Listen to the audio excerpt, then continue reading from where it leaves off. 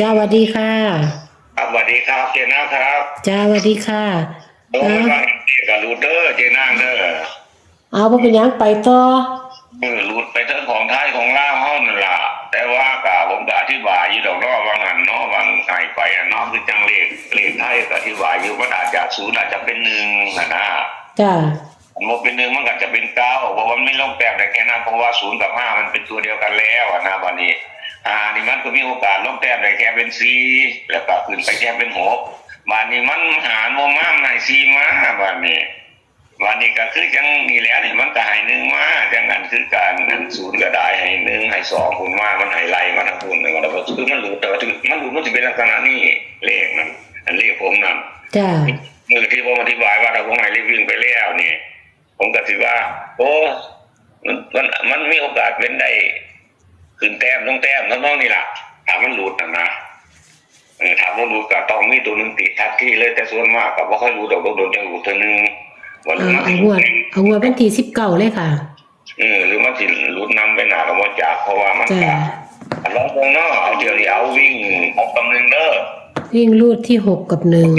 ที่หกกับหนึ่งบนล่างด้วยกันหกกับหนึ่งบนล่างด้วยกันแล้ววันนี้จับคู่ที่มี96 96 91อย่างหาลังเตือมันเลยเป็นทางสองเอาเป็น92ตัวหนึ่ง92แล้ววันนี้ก็06 06 01 01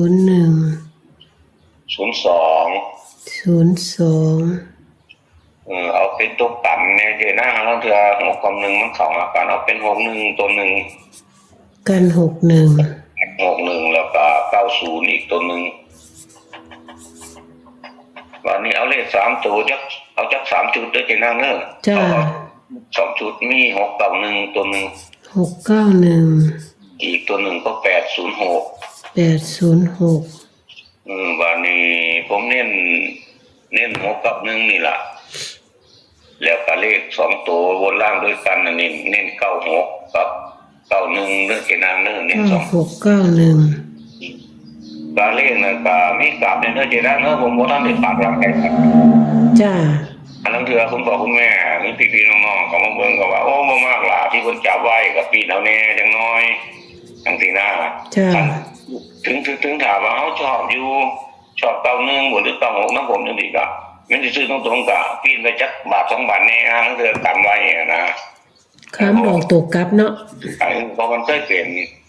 นี่แหละวันนี้คือในเลขวิ่งเด้อถามว่าชอบที่ผมจับไว้นี่ทิ้งไปเลยที่ผมจับนี่ถ้าชอบเลขวิ่งอยู่ให้จับเอาใหม่เลยคือเลขวิ่งนี่6นี่มันสิมีตัวที่มันแปลไปได้แค่5กับ7แล้ววันนี้1คือกันถ้า1บ่มามันสิมี2มาแล้วบ่ซั่นก็0มา0ผมจับไปให้แล้วนี่ยังเหลืออยู่แต่6แล้วยังเหลือแต่5กับ7ถ้าเปลี่ยนที่เอาไปใส่ถ้าสมมติว่า6บ่มาก็เอามาใส่9ใส่0นี่ล่ะอาจจะเป็น95 05ถ้ามาเนาะถ้า6บ่มาหรือว่า9707ไปจังซี่นะอันนึงคือกันถ้า2มานี่มันก็อาจจะเป็น62ก็ได้ถ้าสมมติว่า0มาผมจับไปให้แล้วเป็น0นี่ล่ะให้เพิ่นพิจารณาเพราะว่าเที่ยวก่อนคือจัง8มันก็กันมันนั่นมันก็มันลงทั้งลงทั้งขึ้นน่ะมันมาเบิดเลยแปลบ่มาสินะอันนั้นในเลขไทยก็หลายเลขลาวกันบัดนี้0เข้ามาน่ะมันบ่มามันให้ตัวที่มันมาแทนที่คือผมมองเนี่ย0สมมุติว่าในงวดที่แล้วมัน0เป็น6เนาะนั่น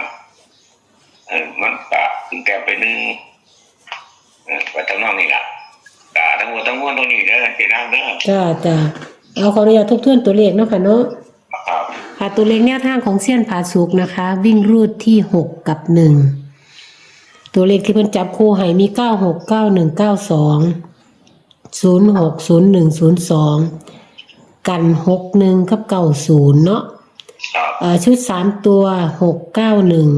691 806นะคะอันนี้คือชุดตัวเลขแนวทางเล่าพัฒนาประจำมือวันที่19 มกราคม 2569นะคะ